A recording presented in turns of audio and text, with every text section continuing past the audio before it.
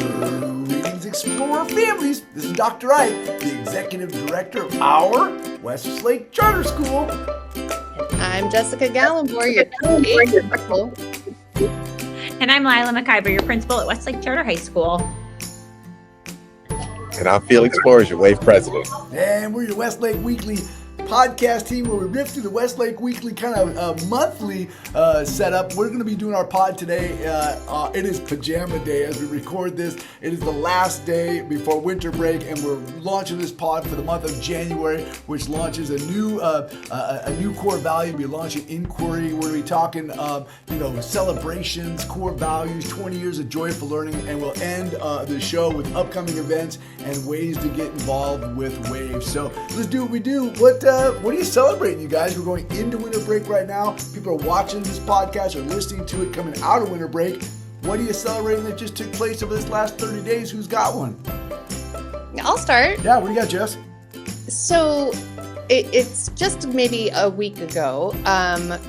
For K-12, we decided to do a staff spirit week. That's right. So the students weren't aware that there was a staff spirit week. It was a secret to all of the kids, but each day was a particular theme. My favorite theme was probably the anything but a cup, right? So you can drink water out of any kind of vessel. We had everything from teachers drinking out of boots, like flower pots. I was drinking out of a gumball machine. It was really fun for the kids, and they were so confused. To shout out on our campus to Miss Liechty for setting all of that up, and then Miss McIver, who set it up for the K-12, for the high school. All right. So rocking some staff spirit over here. It was really fun. Yeah, the great thing was that it was a secret spirit week, and so the kids just were like, "What is going on? Why are they asked Mr. Coulter, why are you drinking out of a Home Depot bucket, like a plastic bucket?" He's like, "Oh, my doctor told me I had to drink more water," which is like we know something's going on. We know you teachers are up to something. So it was pretty good. That was good. I love that celebration. Felix, Lila, either you guys got something?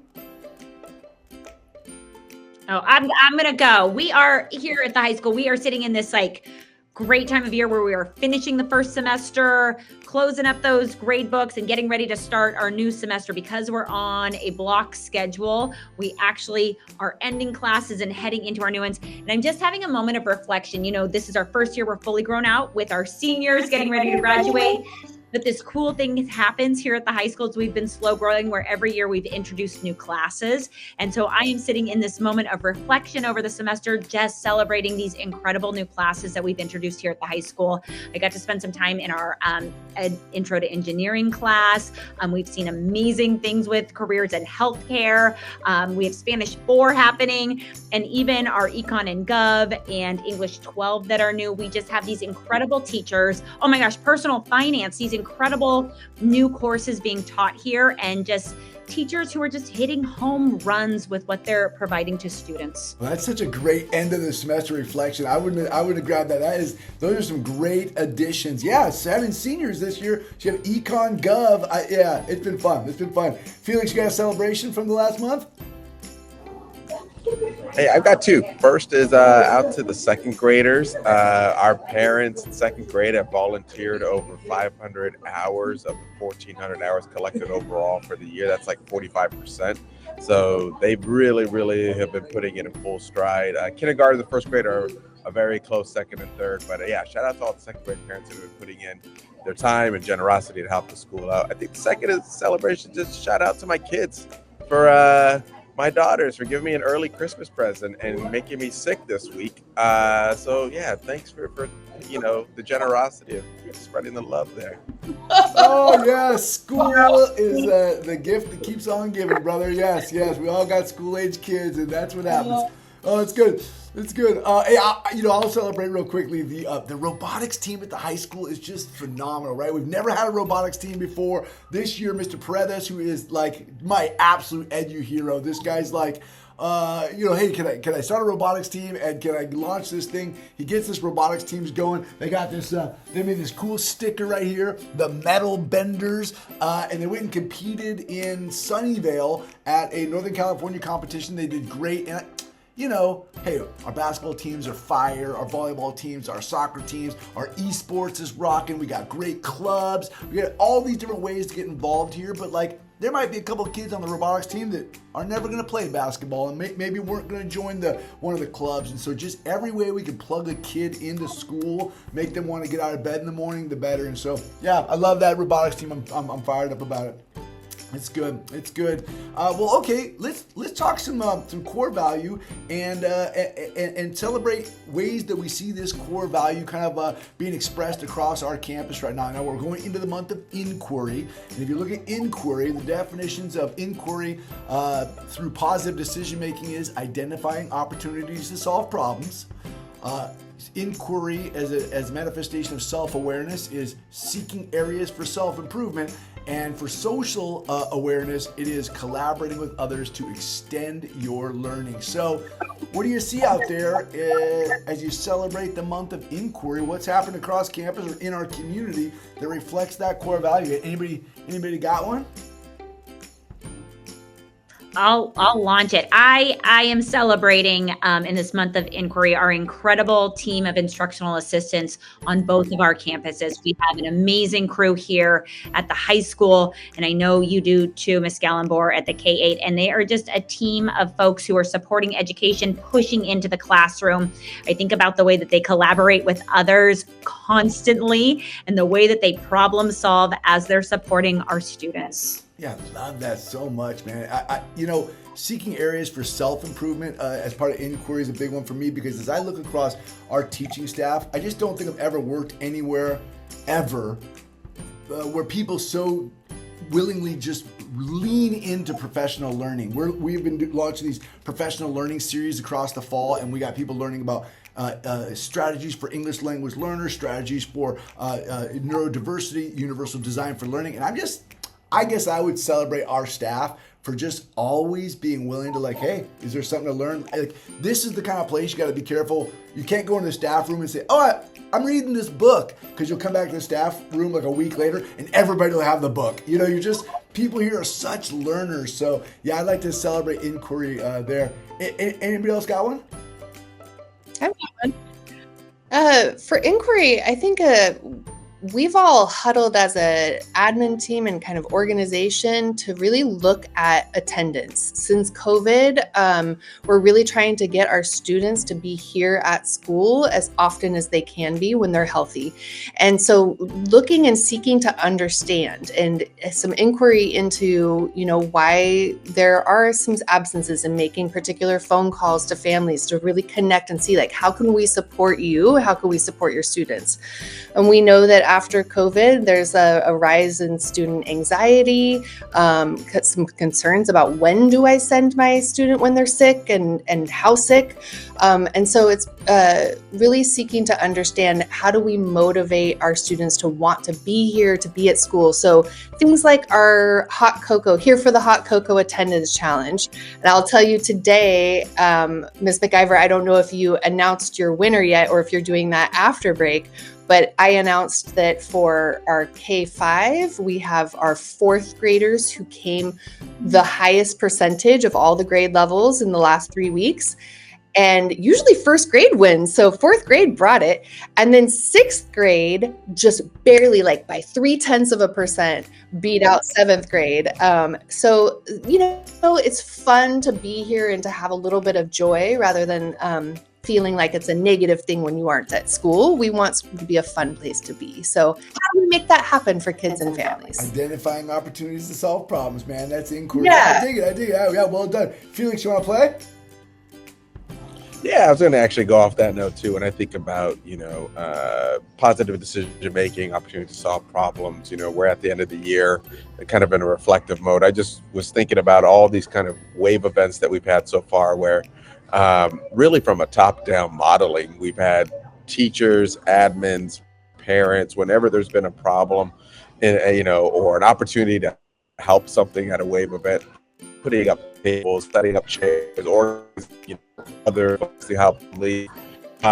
It's had a down for students doing the same thing. When the Fall Festival is a prime example for me, where we needed some volunteers at some of our food booths and games booths, and like high school students who had not signed up saw an issue, came through. Shout out to the high school for that, and came through, worked out. So I just wanted to say that, with this kind of core value, just that positive decision making, solve problems, really kind of, when we're looking for inquiry, it's happening, and it comes down from the top. So I appreciate that. Yeah, I love it. And I love the shout out to the high school students stepping in and solving problems, man. I love it. It's so good. It's so good. Well, hey, let's do what we do and celebrate what we celebrate. And that is, we are celebrating 20 years of joyful learning. Westlake Charter School opened up in 2005. We are walking over the timeline into 2025 in just a couple of weeks from the time we're recording. And so we're celebrating 20 years of joyful learning. I'm going to take it out to the streets for a great interview with somebody who is a founding teacher of Westlake Charter School. I think when you listen to the pod and hear her voice, you'll know her, you'll love her. Let's kick it out and find out what joyful learning looks like to our very own Holly O in first grade. Okay, well, I'm out here in what building? This is the C building. I'm out in the C building in a very special classroom because I am celebrating 20 years of joyful learning with a founding teacher. Miss Holly O started teaching here in 2005 as one of the first 7 teachers who worked here at Westlake Charter School, and I'm super excited to interview you about joyful learning. Hi, Ms. O, how are you today? I'm doing very well, thank you. Yeah. So okay, let's go back 20 years to 2005. Do you remember your first classroom? Do you remember your first assignment at Westlake Charter School? What grade level did you teach? What do you remember about that? I taught first grade. I've always taught first grade here at Westlake because I absolutely love it. I remember when I first interviewed, I was thinking I would teach an older grade, but fell into first grade and by accident and fell in love with that grade. As far as my first class, yes, I do remember several of my students come back to visit me periodically from college and from their jobs in the local area, and it's kind of fun to see them. That first class was a lot of fun. I mean, it was your wife, Christina, Mrs. Miss Thural back there. Yeah, Miss Thural. she was my partner teacher in first grade. We were the only 2 first grade teachers at the time, and I remember teaching with her and having a blast. Working with learning to teach first grade, basically. Oh, that's my so first great. year of teaching them. Now you guys run the Two Rivers Elementary School campus in portables. Yes. I heard the portables weren't even done until like the day before. I mean, they're still installing the stairs, I think, on the day the kids were coming in. Yes, that is true. When I got hired in July 2005, we actually met in our principal's living room. That's right. Because we didn't have a campus to meet on, and we had to decide what kind of furniture we wanted to get and the curriculum and what kind of curriculum we were going to teach. I remember we took a trip down to Monterey Bay to visit the international school down there because we were going to be international charter, and so we went down there to see what they were teaching and check out their curriculum. And yeah, we didn't have a campus to go to or a classroom to set up until it was like the day after Labor Day. Yeah, well, looking around here, do you feel a little spoiled? I mean, if you got hired at Westlake today, you walk into this beautiful 84,000 square foot, somewhat brand new campus. And back there in 2005, we're like, well, we're meeting in the principal's living room because we don't have a campus yet. Oh my goodness. I think, you mentioned the international curriculum. Obviously, our place in the global world is one of our pillars, our educational pillars, and really what the school is founded on. I guess this idea of celebrating 20 years of joyful learning comes from one of our core values, joyful learning. If you think back over the years, like, is there certain memories that stick out? You say, yeah, our school really does create that joyful learning in this particular way. Is there anything that stands out from your experience that you can reflect on and say, that's joyful learning right there? For me, it's a lot of hands-on teaching. Yeah. I remember when we were at the Two Rivers campus, we had different thematic units than what we have now, but they went along with the international curriculum, and one of them was required us to do a painting on the wall in our classroom. So we put paper all up on the wall, and the kids just painted kind of like a mural up on the wall. I love it. And they loved it. And yeah, I remember us doing that and how much fun that was, and doing a lot of activities like that where the kids it's messy. Yeah. But they get their hands in there and they just have a great time. I'm sure the janitor doesn't like me too much right. because my room gets pretty messy sometimes. But the kids just love it. And I think that's what makes our school have a lot of joyful learning experiences. Oh, there's the bell. There's the bell. No, I think at Westlake learning is messy, and I guess I guess I don't think about it much because if you go to some schools, they've got the off-the-shelf curriculum and they're all on page 7 at the same time. Okay, tomorrow we're on page 9. But Westlake, there is this hands-on, let's get messy. Some of it's project-based. But I remember when I first got here, there was a lot of I feel like classrooms that were turning into rainforests, around, what's the play you guys put on every year? Rumpus in the Rainforest. Yeah. I love that it goes so along much. with our animal adaptation unit. Yeah.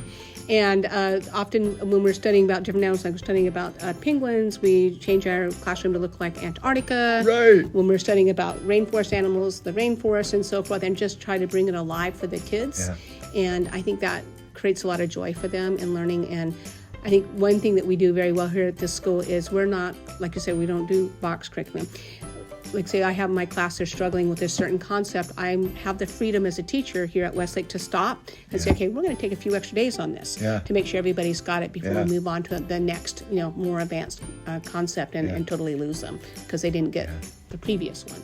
So I love that we have that freedom to adjust our teaching based on where our students are and what they need from us. Yeah, that personalization for us is so critical, and having expert teachers like yourself who are able to recognize, I better pause right here and do that. But I think what you're touching on, for me anyway, is something you and I have talked about in the past, and it's I feel like here, the adults, we care deeply. I think the teachers here care deeply. I love that the parents are involved here. And when I think about joyful learning, I think there's a thing there that people really care deeply about the kids.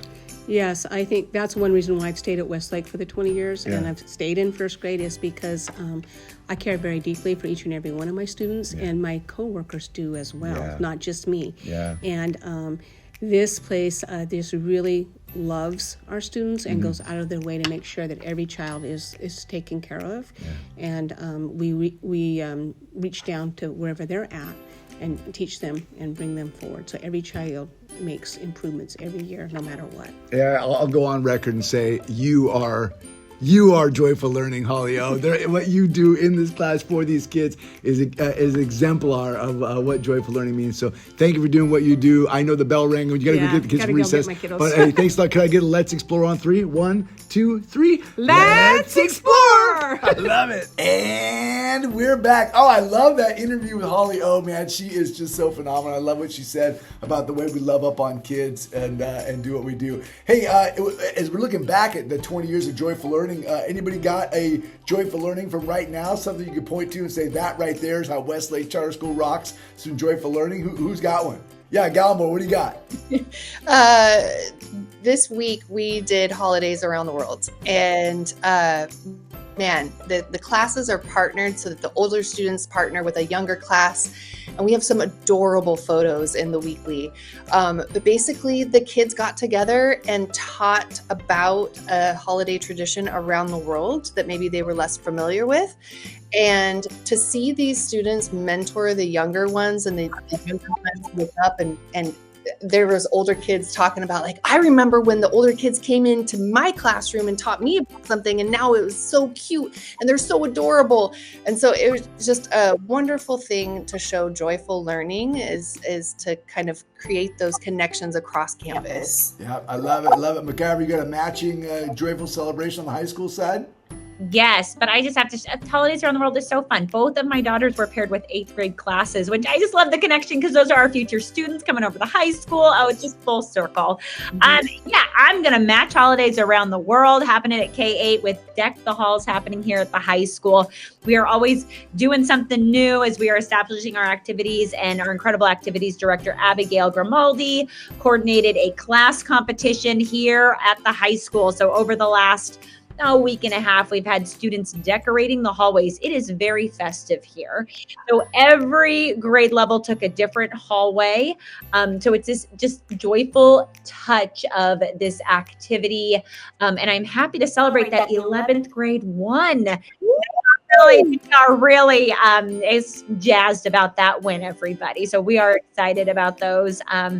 soon to be rising seniors taken a win. They want there's the Snoopy hallway, right? They got the The big hallway, yes. the big Snoopy dog house that covers where the cut through to go to the water fountain there. It's awesome. It's so good. It's so good. Well, hey, let's do what we do, you guys. Let's dive into upcoming dates. Let everybody know what's happening coming up here post winter break. I'll take the first one, which is winter break, and then we'll lightning round through upcoming dates. Here we go. So we got let's see from right now until January 6th, we have winter break. Students will return to school on January 7th. By the way, base is open on January 6th, but we'll be celebrating winter break all the way through January 6th. Students return on January 7th. Tuesday, January 14th at both 9 a.m. and 6 p.m., we have our K-8 prospective family tours. And on Wednesday, January 15th at 9 a.m. and 6 p.m., we will have our Westlake Charter High School prospective family tours. I'm excited for those tours. Martin Luther King Day, we are celebrating no school. That's Monday, January 20th. There we go. And then on Tuesday, January 21st, all the way through Friday, January 24th, is the Great Kindness Challenge, which is a ton of fun. And Wednesday, January 22nd at 5:30 p.m., we have our K-8 spelling bee. I love it.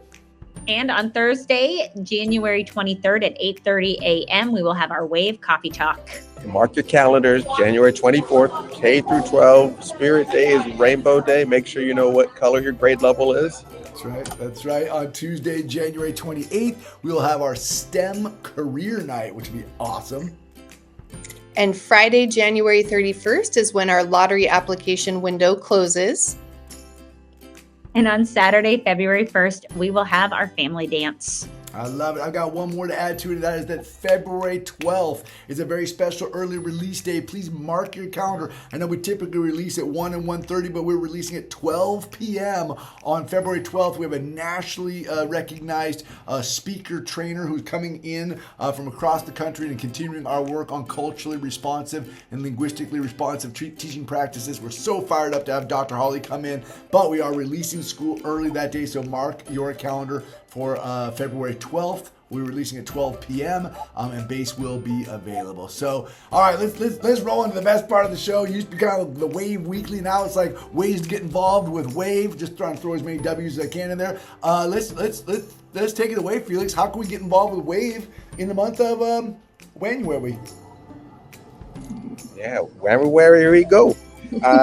So I say there's three ways that we need to get involved with Wave this January. One is we are looking for a planning committee for the February 1st family dance. And so you go to westlakewave.org. You could be able to sign up to be part of the planning committee, and we'll have volunteer signups for that very shortly. Second is that we're looking to have folks sign up for the International Festival, which is on April 5th. We are having our planning committee set up right now in the Westlake Weekly. You'll find a Google form if you're interested in having a booth, volunteering, participating in any way. We are gathering early interest now. Shout out to Sandra Yan and Ms. Montez for actually co-chairing this for this year. And then the third thing is January, where we don't have any Wave events. We are highly encouraging for families to kick off the new year with participation in the classroom. So talk to your classroom ambassador, talk to your teacher, and find some time that you can read a book, go through some lessons, help a student learn a little bit better than they did before. But yeah, we're hoping that we get an uptick in parent involvement in the month of January. I love it. That sounds like a good month to me, man. I love it. Hey, everybody out there in the podcast sphere following along on the YouTubes, thank you for plugging in. Thanks for watching. Thanks for listening. Thanks for, being a part of this community that is Westlake Charter School. We are on this side of New Year's Eve. You're probably on that side of New Year's Eve. So from here to there, I hope it is a happy new year. We appreciate you and all that you do to make Westlake Charter School the place that we all know and love. Thanks for listening. And as always, let's explore. Bye, everybody. Happy New Year.